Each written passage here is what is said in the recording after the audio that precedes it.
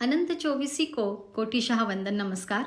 परम पूज्य गुरु भगवंतों के चरणों में विधिवत वंदन नमस्कार करते हुए आप सभी को वॉशिंगटन डीसी से मैं सविता जैन जय जिनेन्द्र करती हूँ। आइए शुरुआत करते हैं भक्तामर स्तोत्र भाग 2, जिसमें हम व्याकरण के बारे में चर्चा करेंगे।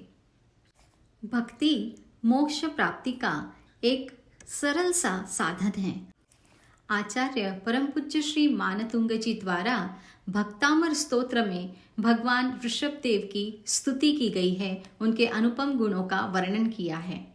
भक्तामर स्तोत्र संस्कृत के वसंत तिलिका छंद में रचा गया है। आइए जानते हैं व्याकरण के कुछ नियम। स्वर तथा व्यंजन हम सभी ने बचपन में अ आ ई क ख ग घ सीखा है। बहुत महत्वपूर्ण है इनका शुद्ध उच्चारण। 12 स्वर अ, आ, ई, उ, सो ह्रस्व, दीर्घ, इन बातों का हमें खास ध्यान रखना है जब हम इन स्वरों का उच्चारण करेंगे। ई, ह्रस्व तथा दीर्घ, इन दोनों के उच्चारण में फर्क है। ई,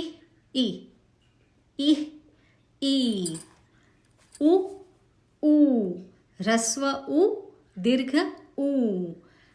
इन्हें यहाँ दो ई, उ देने का कुछ प्रयोजन है, इसलिए उनका उसी तरह से उच्चारण होना चाहिए। ह्रस्व ई, दीर्घ ई, ह्रस्व उ, दीर्घ उ। देन ए, आई, ओ, आओ, औ, आहा। व्यंजनों की बात करें तो व्यंजनों में भी क, ख, ग, घ, हलंत जिसे कहते हैं, ये सारे जो व्यंजन हैं क प्लस अ मिलके क बना है। तो अगर हम बहुत से गाथाओं में हलंत का उच्चारण, हलंत यानी आधा, पैर कटा हुआ इस तरह छोटी सी लाइन अक्षर के नीचे मिलेगी, तो उसका उच्चारण हमें पूर्ण नहीं आधा करना है।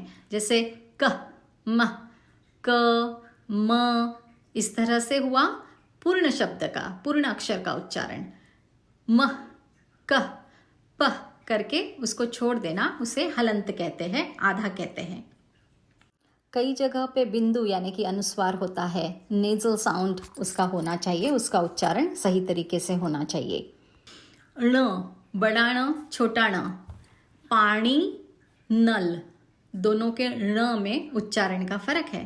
पानी जब हम कहते हैं, मैं इसे बड़ा ण कहती हूँ, हमारी टंग जो है, जीभ जो है, ऊपर तालू में लगती है, पैलेट पे लगती है, टच करती है, उसके ण के उच्चारण में थोड़ा सा एफर्ट लगता है। नल, सीधा सीधा हमारी जो टंग है वो सीधी निकलती है दांत के पीछे। नल, पानी, सो ण के उच्चारण में विशेष ध्यान रखना है। गाथा में कई अक्षरों में, शब्दों के बीच में एस के जैसा साइन आता है, कहीं कहीं ओनली एक है, कहीं कहीं 2 या 3 भी है।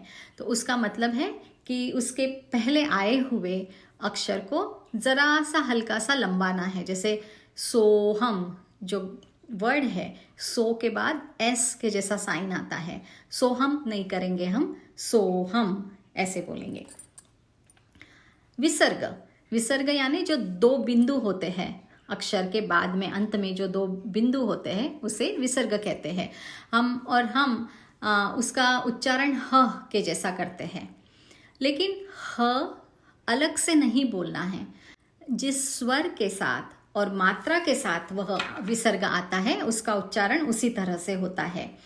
जैसे कि त्रिजगतः, त कोई मात्रा नहीं है इसमें, और उसके बाद विसर्ग है, सो तः इस तरह से आएगा।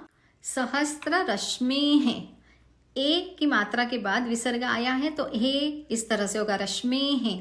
नेवल जो के साथ नाभि जिसे बोलते हैं ना, वहां से ऐसे लगता है कि दम लग रहा है, और ऊपर छाती तक आते आते वो सांस खत्म हो जाती है अगर सही उच्चारण करो तो। रश्मि है, रश्मि है नहीं बोलेंगे, ह का अलग से उच्चारण नहीं, ए की मात्रा है यहाँ पर तो रश्मि है करके होगा।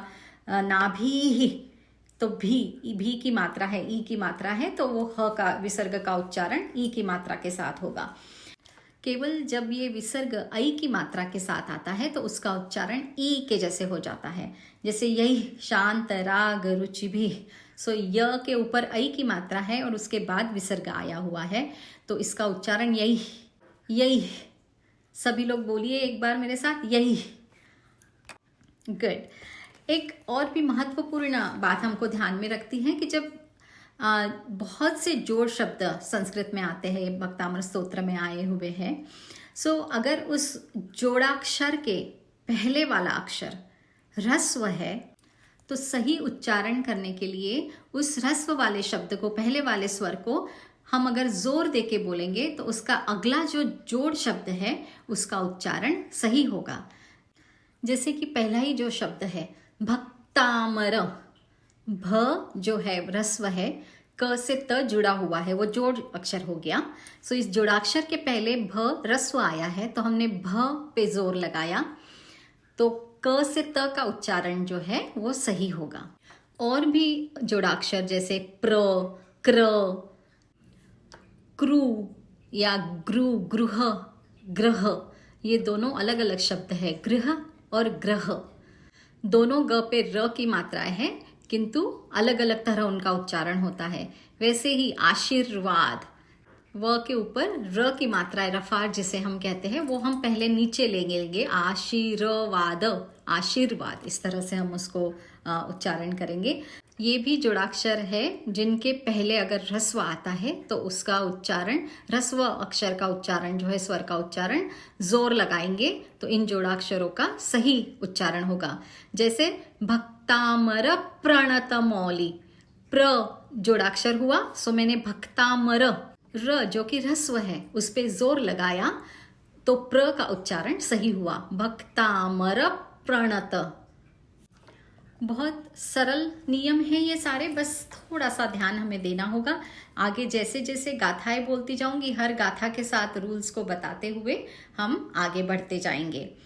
शुद्ध उच्चारण से, जो जीभ को टच करने से ऊपर, या फिर जिस तरह से हम उनका ई, दीर्घ का, ह्रस्व का उच्चारण करते हैं, जो कंपन बनते हैं, हृदय में कंपन, इम्बैलेंस हार्मोन्स, बीपी, इन चीज़ों पर पॉजिटिव असर होता है।